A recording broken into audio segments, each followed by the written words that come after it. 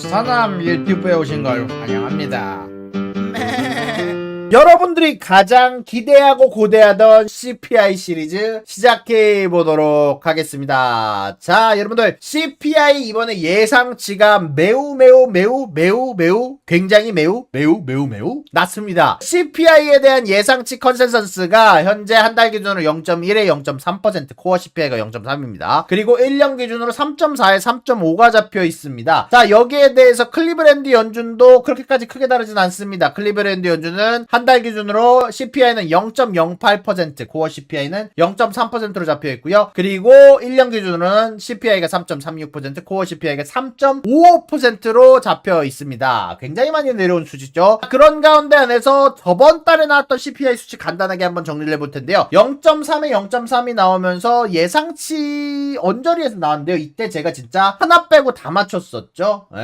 다 맞췄었나? 하나 빼고 다 맞췄었나 그랬는데, 근데 이때 가장 중요했던 건 중고차와 천연가스가 의외로 좀 내려갔다라는 점, 그리고 에너지 자재, 가솔린이 너무나 크게 올라주면서 CPI를 견인했다라는 점, 그리고 주거비와 운송비가 서비스 지표가 빠지지 않는다라는 점이, 이게 빠져야지 진짜 잘 뭘 하든지 CPI 관련해서 뭐 FOMC를 금리를 내리려고 노력을 한다든지 결정이 되는데, 이 에너지 가격이 가장 마음에 걸리는 인플레이션 수치였단 말이에요. 근데 이거 관련해서 이번 달은 다르다라는 얘기가 굉장히 많이 나오고 있죠. 하나씩 알아보도록 하겠습니다. 자, 결국 음식 가격 먼저 한번 여러분들하고 얘기를 해보면, 자, 여러분들 5월 내내 곡물 가격이 오르고 있다라는 뉴스는 진짜 매일매일 진짜 어마어마하게 많이 나왔었죠. 자, 실질적으로 곡물 가격들 이번에 4월에 비해서 5월 어마어마하게 오른 지표들이 많이 보입니다. 카놀라유, 귀리, 아니면은 콩, 윗, 옥수수 모든 것들 관련해서 곡물 가격들이 전달보다 높게 형성되는 부분이 선물 시장에서 관찰이 되기는 했습니다. 자, 그런데 말이에요. 이게 좀 재미난 게, 분명히 곡물 가격들은 올랐는데 그래도 그에 비해서 어떻게 보면은 오렌지 주스를 제외하고는 분명히 많이 올랐던 친구들이 있었는데, 설탕 같은 경우는 가격이 많이 내려오기도 했고요. 커피 가격은 로부스타 커피는 올랐는데 전체적인 커피 가격 자체는 그래도 좀 안정적인 4월과 비슷한 수준의 가격 형성이 되어 있는 것을 우리가 볼 수 있다는 점을 볼 수 있습니다. 자, 그리고 고기 관련해서도 재미난 거는 돼지고기는 전체적으로 내렸는데 소고기가 소폭 상승해주면서 고기 가격 같은 경우도 그렇게까지 전달과 크게 차이가 없는 지표가 나오지 않을까라고 생각을 하고 있고요. 자, 그러다 보니까 여기에 관련해서 지금 제가 도매 가격 지수 기준으로 얘기를 했는데, 이게 재미난 건 소매 가격 지수 기준으로도 추적해주는 웹사이트가 있어요. 근데 여기서는 의외로 치즈 가격이랑 냉동식품 가격, 그리고 야채 과일 빼고는 그래도 음식 가격들이 소비자 가격 기준으로는 그렇게까지 크게 변하지 않았다라는 지표가 굉장히 많이 나왔습니다. 그러다 보니까 제가 개인적으로 생각했을 때는 원래 곡물 가격들이 많이 올라서 좀 고민을 많이 했었는데, 그치만 CPI는 결국 소비자 가격 기준이거든요. 그러다 보니까 커피 가격도 전달과 비슷해, 뭐 옥수수 가격도 올랐지만, 뭐 예를 들어서 뭐 설탕 가격은 내려와서 고기 가격도 예전과 비슷해, 이런 것들을 감안해 봤을 때 음식 가격들은 전체적으로 집음식, 음식, 그리고 외식까지 전부 다 중립에다가 놓도록 하겠습니다. 자, 그럼에도 불구하고 외식 쪽에서 조금 기분이 나빴던 거는 비농업 고용지수에서 외식 쪽에서 전체적인 고용 향상이 있었다고 하거든. 그래서 조금 요거는 걱정이 된다는 점 알고 두시면 좋을 것 같고요. 자, 그러고요. 오일 가격, 에너지 가격, 어떻게 보면 이번 달 CPI의 하이라이트가 될 친구죠. 자, 결국 가솔린 가격은요, 다들 아시다시피 모든 산업의 근본입니다. 자, 가솔린 가격이 오르면 여러분들 자동차 다니는 것만 비싸지는 게 아니라 기계를 돌릴 때도 가솔린을 써서 불을 태워서 하고요. 결국 이 가솔린을 통해서 에너지를 만들기도 하고 전기를 만들기도 하고 여러분들 공장을 돌리기도 하고 여기에서 나오는 부산물로 플라스틱을 만들기도 하는데, 이 가솔린 가격이 흔들리면 인플레이션을 잡을 수가 없는데, 다행히 이번에 5월 한 달 동안 가솔린 인플레이션 수치가 내려왔습니다. 여기 비교해 보시면 알겠지만 4월 한 달 동안 내내 오일 가격이 오른 거에 비해서 그래도 다행히 소비자 가격 기준으로 5월에 평균 가솔린 가격은 4월보다 낮은 수치를 기록을 해주면서 전체적으로 에너지 가격은 이번에 예상치를 하회할 거다라는 예상이 굉장히 많이 나오고 있어요. 그리고 실질적으로 히링오일, 난방유라고 하죠. 난방유를 한국어로 뭐라고 하는지 지금 까먹었는데, 원래 따로 말이 있는데 까먹었네. 자, 일단 난방유 같은 경우도요, 이번에 5월달 한 달 동안 내려왔다라는 결과가 있었고요. 다만 이번에 여러분들 전기 가격들 엄청나게 튀었죠. 이번에 전기 가격 관련 주들 엄청나게 올라갔잖아. 그러다 보니까 사실 저번 달에 전 전기 가격은 내려갔지만 이번에 전기 가격이 내려갈 거다라고 예상하기는 좀 어려운 것 같고요. 그리고 중요한 건 맞습니다. 천연가스 튀었죠. 네, 천연가스 제가 갖고 왔습니다. 안 그래도 천연가스가 4월부터 5월로 이어지는 구간 미친듯이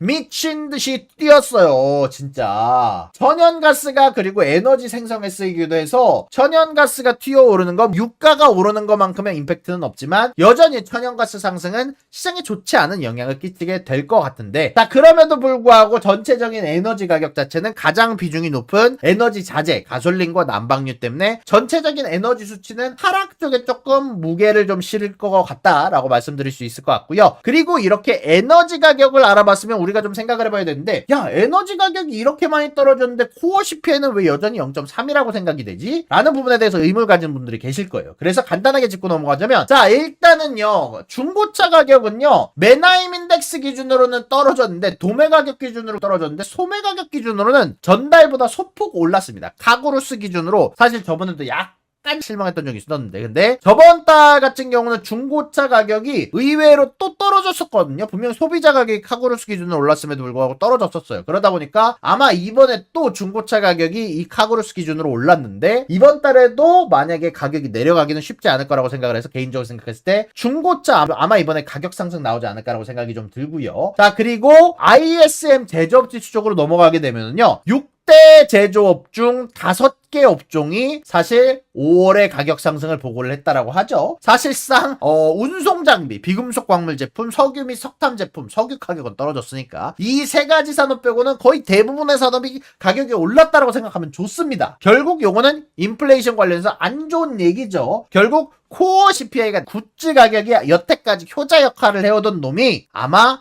올라갈 가능성이 높습니다. 왜? 제조업 지수가 높았고 신차 관련해서도 지금 가격이 좀 오르지 않을까라는 얘기가 나오고 있고 중고차 가격 기준으로도 카구로스에서 올랐다 보니까 전체적으로 코어 CPI 자체는 이번 CPI가 낮지만은 코어 CPI에 대한 예상치 자체는 높게 잡혀 있는 상황이다라고 말씀드릴 수 있을 것 같고요. 자, 그리고 주거비 관련된 부분, 사실 주거비가 좀 많이 안정되지 않았을까라고 생각했는데 아파트먼트닷컴 기준으로 여기에서 렌트비를 매달 포스팅을 해줍니다. 렌트비를 포스팅을 해주는데 여기 기준으로 4월과 거의 비슷하게 렌트비가 5월에도 0.5%가량 올랐다라는 얘기가 나오고 있습니다. 이런 부분들 관련해서 그래도 최근 들어서 텍사스나 서부 지역에서 집들이 넘어가는 경우가 많았다. 그리고 공급이 많이 늘어나고 있다는 뉴스는 그래도 긍정적이라고 생각을 하지만 결국 오피셜한 사기업이 조사한 데이터로 보게 되면 렌트비 자체는 아마 상승이 나올 가능성이 높다라는 점 알고 계시면 좋을 것 같고요. 그리고 서비스 PMI랑 병원 PMI가 예상보다 좀 높게 나왔죠. 서비스 쪽 고용 자체는 좀 줄었는데 가격이나 주문량 자체는 서비스 쪽에서도 올라갔고, 그리고 병원 PMI 지수 같은 경우도 사실 58.4라는 굉장히 높은 수치를 기록을 해뒀거든요. 그러다 보니까 이번 서비스 섹터, 주거비, 운송비, 의료 서비스 아마 전부 다 상승 쪽에 기울지 않을까라고 생각이 좀 드네요. 그럼 이걸 다 정리를 해보면은 하락이 CPI 쪽에만 몰려 있습니다. 자, 여러분들 궁금할 거예요. 여태까지 코어 CPI가